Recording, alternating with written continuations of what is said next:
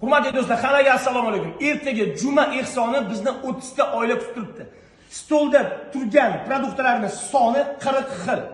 Qaysi biriga kim qancha hissa qo'sha oladi? Masalan, 2 kilodan go'sht beryapmiz. Xohlasangiz 1 kilosiga yoki 100 grammiga hissa qo'shing.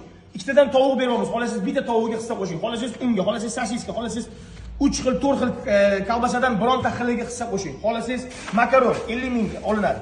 Bu yerda 1.200.000 so'mlik bozorlik qilingan. Bu bitta oilaga misol keltirish uchun bozorlik qilib keldik. Bolalar shirinligigacha bor.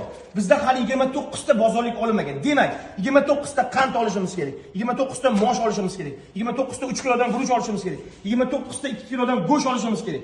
Yog', asal, zugishonka, bolalar uchun pechenye, grechka. Mana shu narsalardan hali biz 29 tadan olishimiz kerak.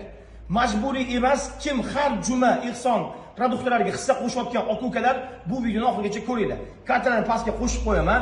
Kim bir dona noniga, kim bir dona misol uchun yog'iga yoki guruchiga yoki novotiga hissa qo'shmoqchi bo'lsa, marhamat, albatta bu majburiy emas.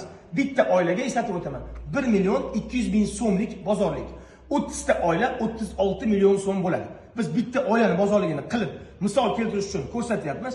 Hali biz bugun kechki payt yana 29 tasiga bozorlikni qilib, ertaga ertalab 30 ta korobkani upakovka qilib, kuni bilan uyma-uy tarqatib yurishimiz kerak.